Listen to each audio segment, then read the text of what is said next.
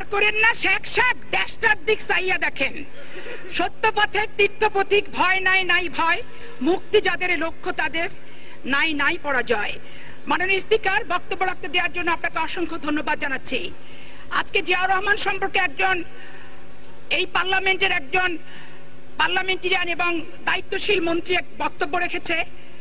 আমি তার উদ্দেশ্যে একটি কথাই বলতে চাই। জিয়াউর রহমান হচ্ছে পশ্চিম দিগন্তের লাল সূর্য, জ্যোৎস্না রাতের চাঁদ। আর যারা তার বিরোধিতা করছেন তারা হচ্ছেন অন্ধকার ঝোপঝাড়ের ঝিঝি পোকা, কিংভূত কিমাকার, কুৎসিত কদাচিৎ পেঁচা। সশস্ত্র বিপ্লবের হোতা, সুযোগ সন্ধানী ধান্দাবাজ, যারা তৎকালীন সময়ে শেখ মুজিবুর রহমান সম্পর্কে অনেক খারাপ খারাপ কথা বলেছিলেন, চামড়া দিয়ে ডুগডুগি বাজানোর বক্তব্য দিয়েছেন অনেক সারা বাংলাদেশে সশস্ত্র বিপ্লবের নাম করে। জামাল কামালকে সেদিন আপনারা ব্যাংক ডাকাত বলেছিলেন, আর বাকশাল নকশালের স্বৈরাচারে 72-75-এ সাধারণ মানুষ হয়ে গেছিল দিশেহারা। আজকে তারা জীবনে কখনো একটিবারও নির্বাচিত হতে পারেননি। যতবার ভোট করেছেন 200-র অতিরিক্ত একটি ভোটও কিন্তু তারা পাননি। আজকে মেম্বারটি পর্যন্ত হতে পারেননি। ষড়যন্ত্রের ভোটে জিতে আজকে ধরাকে সারাগান করছেন না, কারণ উনি হচ্ছেন ছাগলের 15 নম্বর বাচ্চা। মাননীয় স্পিকার, আজকে জিয়াউর রহমানকে নিয়ে উনি সমালোচনা করছেন। 12 বছর দণ্ডপ্রাপ্ত আসামি রাষ্ট্রপতি জিয়া তাকে দণ্ড মওকুফ করে জেলখানা থেকে বের করে স্বাধীন মুক্ত আকাশে বাতাস খাওয়ার চেষ্টা করেছিলেন। আদার ব্যাপারীর হয়ে জাহাজের খোঁজ রাখছেন উনি। জীবনে কোনো ভালো কাজটি করেননি। উনি কি করেছেন?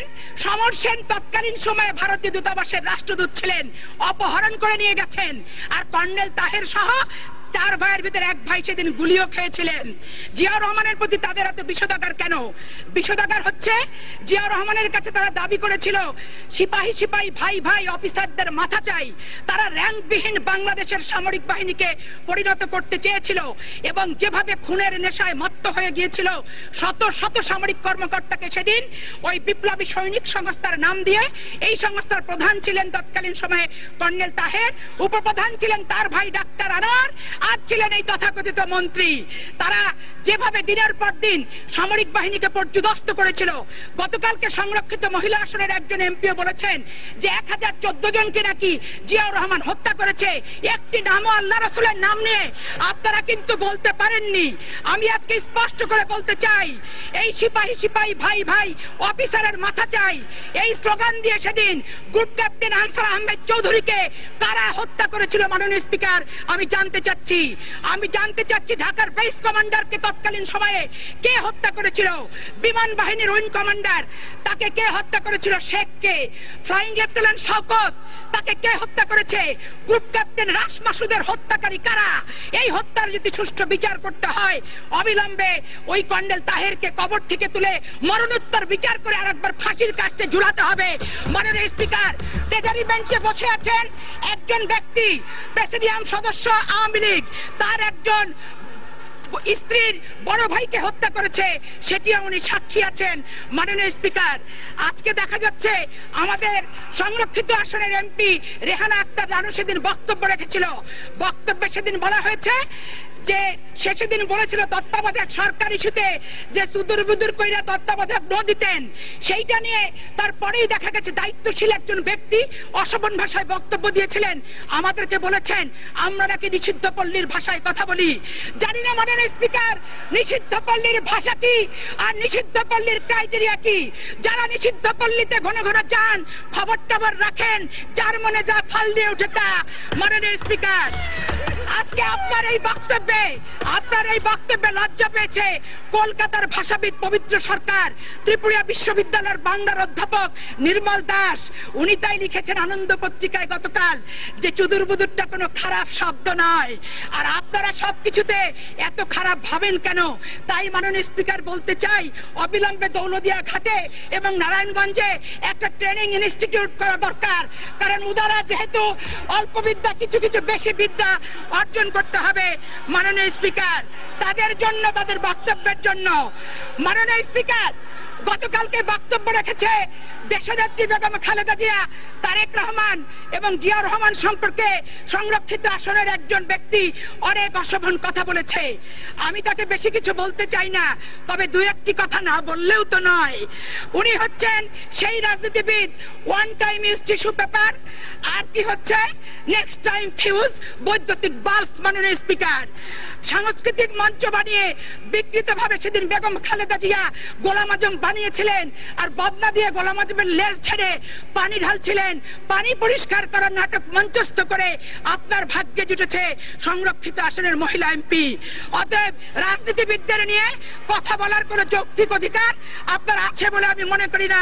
মাননীয় স্পিকার, ছাত্রী ভালো ছিলেন, অভিনয় ভালো করেন, সেটা জানতাম, কিন্তু মিথ্যা কথাও যে চমক চাতুরতার মাধ্যমে বলেন সেটি দেখলাম নতুন ভাবে। আপনি বলেছেন বিএনপির সময় নাকি প্রবৃত্তি যে তথ্য দিয়েছেন 5.7 সামথিং আপনি বলেছেন, এটা ডাহা মিথ্যা কথা। সেদিন 133 দিন হরতাল করার পর বিএনপির লাস্ট পর্যন্ত প্রবৃদ্ধির হার ছিল 6.7%। মাননীয় স্পিকার, আবার আমাদের দিকে অঙ্গুলি নির্দেশ করে উনি বলেছেন যে আমরা মহিলা এমপিরা নাকি খুবই ফ্রাস্ট্রেটেড, আমরা হতাশ নই, আমরা বহু আনন্দিত। কিন্তু আপনি হাইব্রিড, আপনাকে ছেড়ে অন্য হাইব্রিড মেয়েরা এগিয়ে গেছে, এতে কিন্তু আপনি ভীষণ হতাশ হয়েছেন। যার কারণে গত যোগাযোগ মন্ত্রী দুর্নীতি নিয়ে শহীদ মিনারে অনশন করে সেদিন আন্না হাজারি হওয়ার চেষ্টা করেছেন, নেত্রীর কাছে খেয়েছেন শাটারিং, শাটারিং খেয়ে সেদিন আপনি অনশন করেননি। অতএব এই সমস্ত কথা নিয়ে বড় বড় কথা বলা অনেক অনুচিত। শহীদ রাষ্ট্রপতি জিয়া রহমানকে উনি বলেছেন যে প্রমোশন দিয়েছে শেখ মুজিবুর রহমানের, জিয়া রহমান বেঈমানি করেছে, নিমখরাবি করেছে। আজকে স্পষ্ট করে কথা বলতে চাই, সেদিন শেখ মুজিবুর রহমানের সাথে বেঈমানি নিমখরাবি কারা করেছে? জেনারেল শফিউল্লাহ করেছে। নিমখরাবি কারা করেছে? খন্দকার মোস্তাক করেছে।